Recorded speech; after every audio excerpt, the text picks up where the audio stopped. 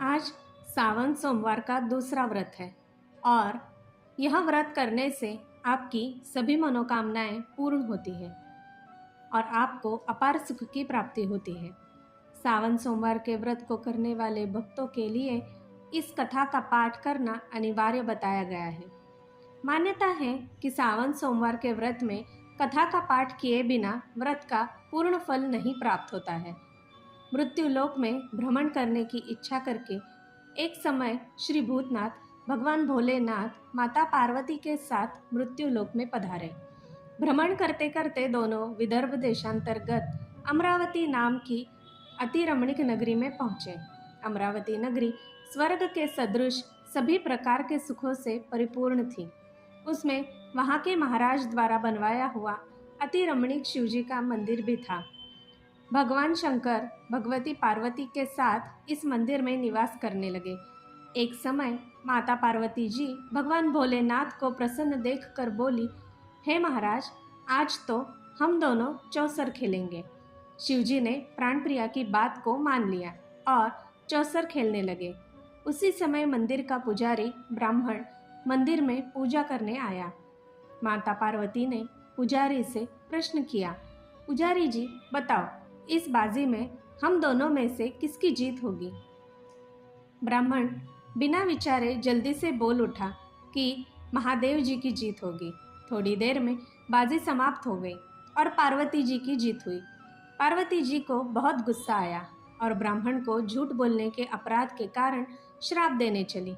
भोलेनाथ ने पार्वती को बहुत समझाया, लेकिन उन्होंने ब्राह्मण को कोढ़ी होने का शाप दे दिया। कुछ समय बाद पार्वती जी के श्रापवश पुजारी के शरीर में कोढ़ पैदा हो गया।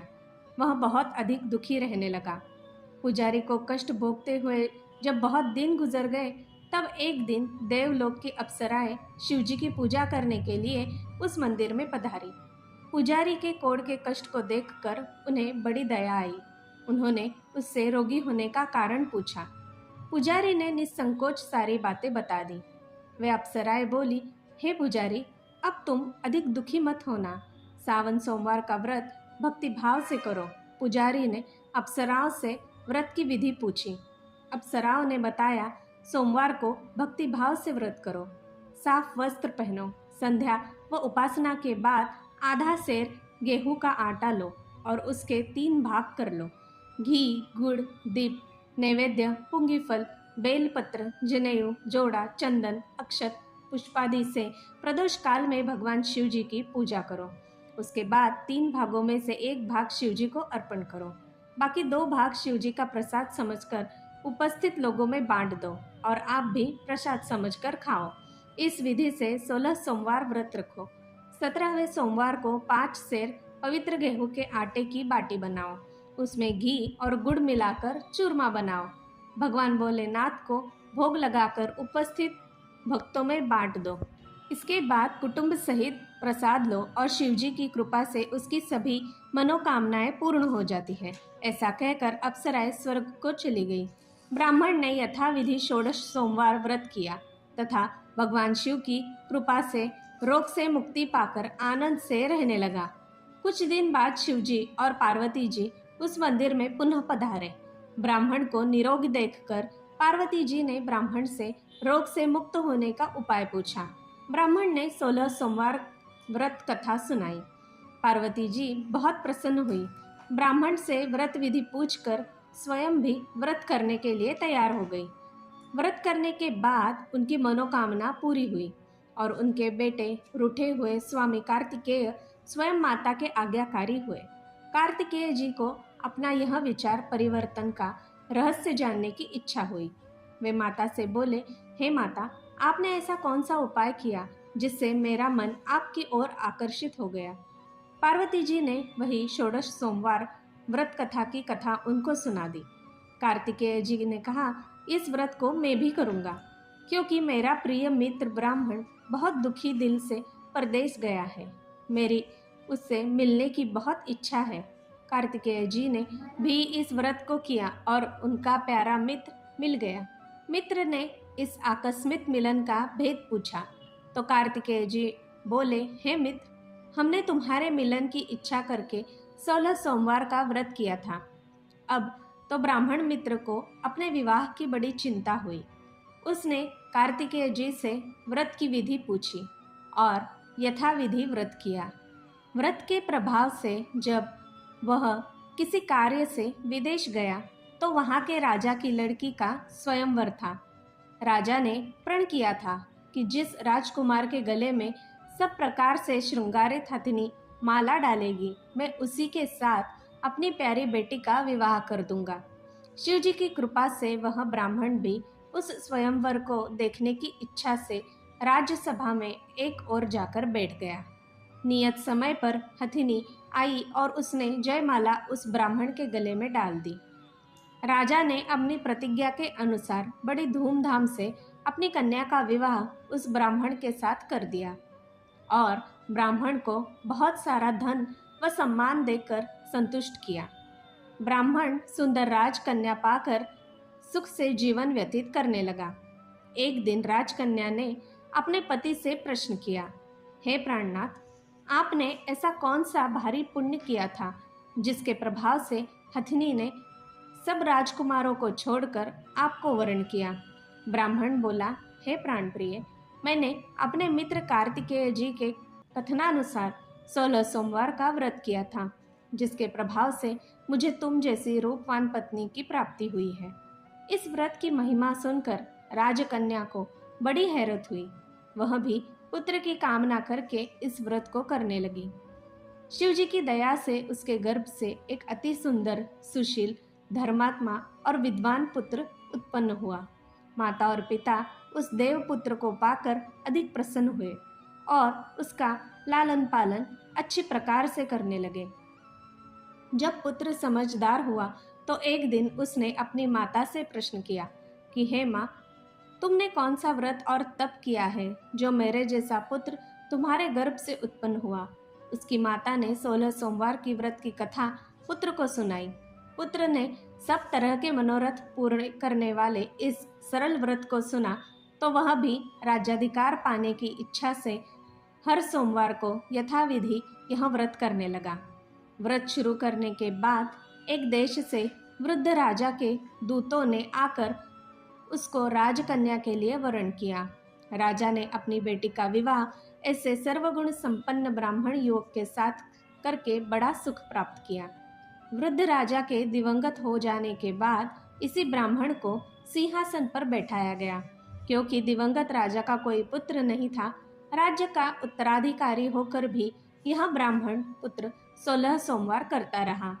जब 17वां सोमवार आया तो विप्रपुत्र ने अपनी प्रियतमा से पूजन सामग्री लेकर शिव पूजा के लिए शिवालय में चलने को कहा, परंतु उसकी पत्नी ने उसकी आज्ञा की परवाह न की।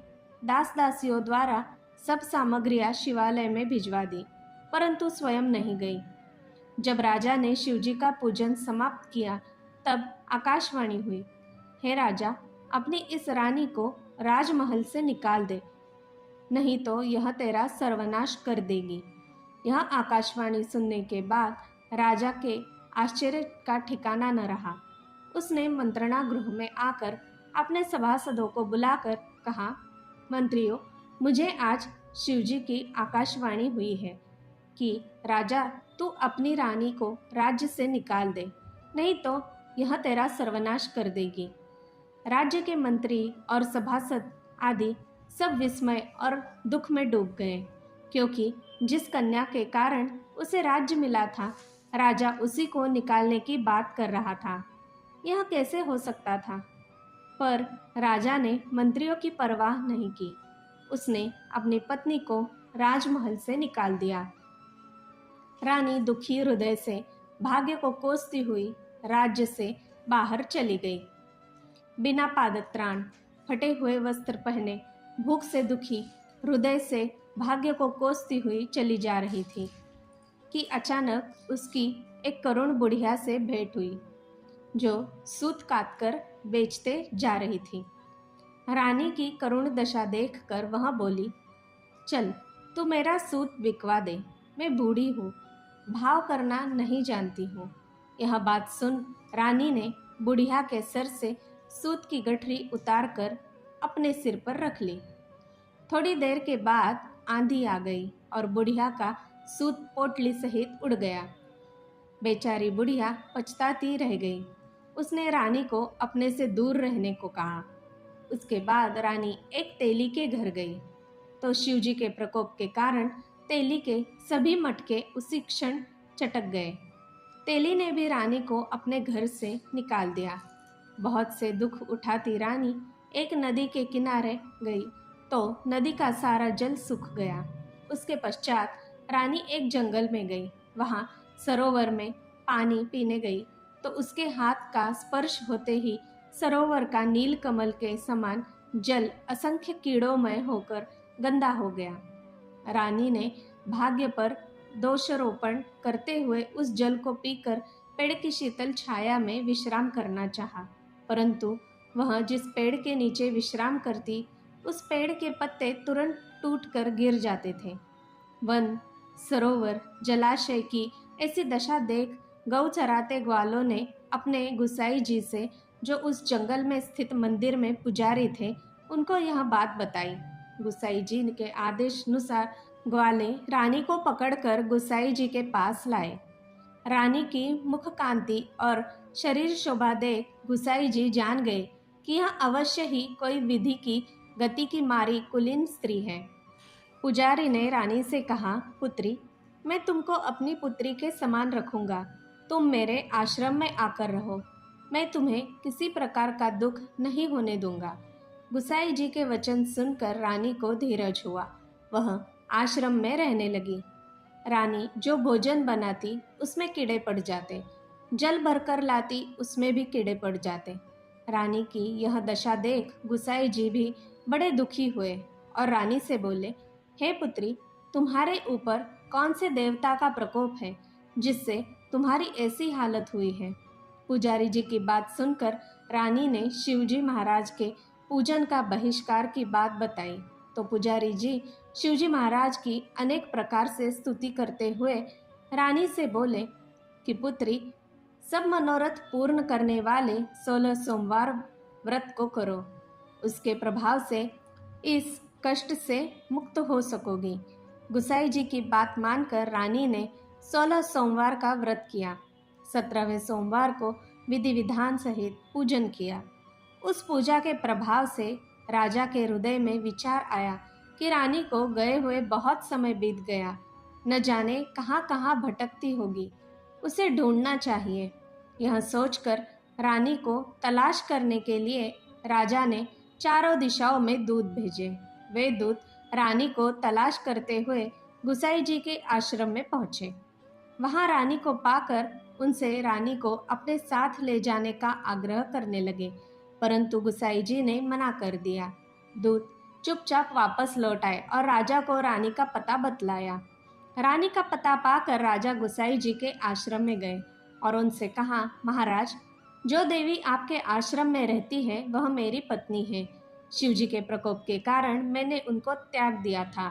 अब मैं भोलेनाथ की कृपा से उसे लेने आया हूँ। कृपया मुझे अपनी पत्नी को साथ ले जाने की आज्ञा दें। यह सुनकर गुसाई जी बड़े प्रसन्न हुए। उन्होंने रानी को राजा के साथ जाने की अनुमति दे दी। राजा बड़ी प्रसन्नता से रानी को महल में लेकर आया। सारे राज्य में उत्सव मनाया गया और चारों तरफ प्रसन्नता की लहर दौड़ गई। सारी प्रजा ने अपनी रानी के आने पर खुशियां मनाई। राजा और रानी फिर नियम पूर्वक 16 सोमवार के व्रत का पालन करते हुए बहुत समय तक आनंद पूर्वक भूलोक पर निवास करते रहे। अंत समय में दोनों को मोक्ष की प्राप्ति हुई। इस प्रकार जो मनुष्य 16 सोमवार के व्रत को श्रद्धा पूर्वक करता है, उसकी सभी मनोकामनाएं भगवान शिव जी की कृपा से पूर्ण होती है और उसे मोक्ष की प्राप्ति होती है। जय भोलेनाथ। धन्यवाद।